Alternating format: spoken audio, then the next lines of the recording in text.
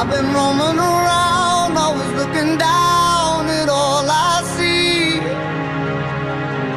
Painted faces fill the places I can't reach. You know that I can use somebody. You know that I can use somebody. Someone like you and all you know and how you speak. Countless lovers under cover of the street. You know that Love is a decision. Love is a decision that you make. And today you are making that decision. Nagdidesisyon kayo ngayong araw na mamahalin nyo ang isa't isa. someone like you.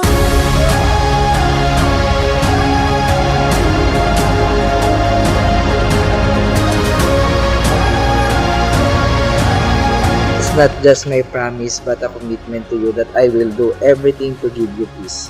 At sa lahat ng gusto mo at tutulungan ka through ups and downs, nandito ako palagi sa tabi.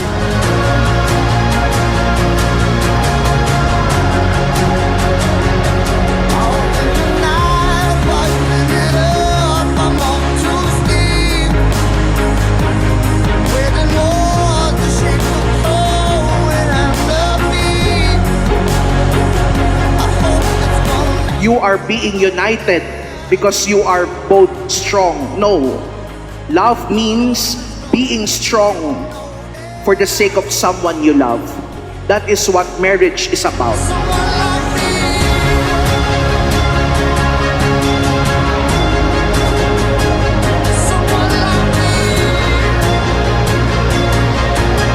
To my Y2B, until forever you are love of my life and the girl of my dreams. I am so lucky na ikaw yung magiging wife ko.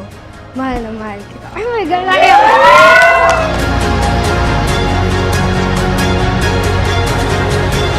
Herbert and Princess, please always draw strength from each other. Humugot kayo ng lakas sa isa't isa.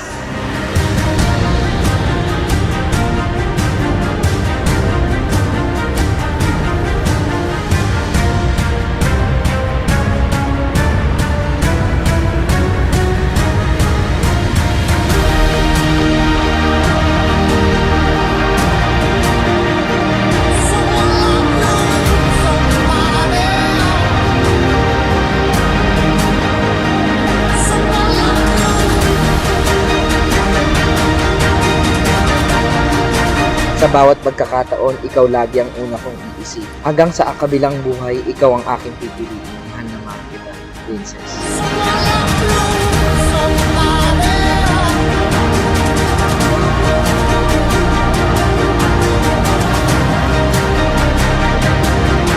Ang pag-ibig na dapat na meron kayo ay unconditional love. Ibig sabihin, nagmamahal kayo ng walang kondisyon, walang kapalit.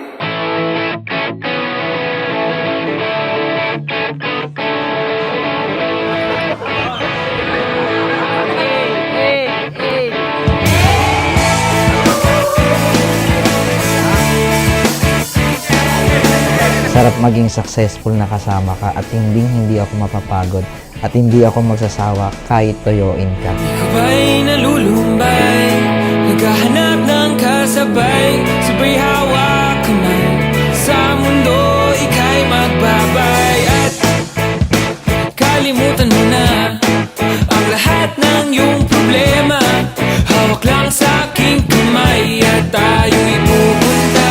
Ang kasal ay hindi lang pagkakasal ng dalawang malakas na tao. Ang kasal ay pagiging malakas para sa asawa mo.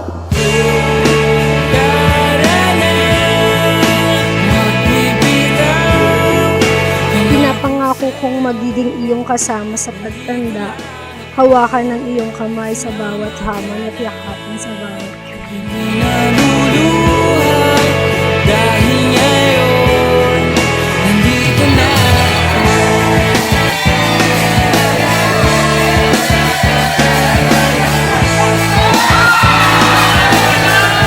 pagiging binata niya, nalagay na siya sa tahimik. Yung tahimik na may kasama na siya. May karamay sa lahat ng masasakit. Ako ba'y nalulumbay, naghahanap ng kasabay, sabay hawak na sa mundo ika'y magbago. Gusto kong maalala ninyo, Herbert and Princess, na ang tanging dahilan kung bakit kayo kinakasal ngayong araw na ito ay dahil sa Diyos. God initiates. Siya ang nag-initiate ng lahat ng bagay. Siya ang nagdesisyon na kayo ay makakasal ngayong araw na ito.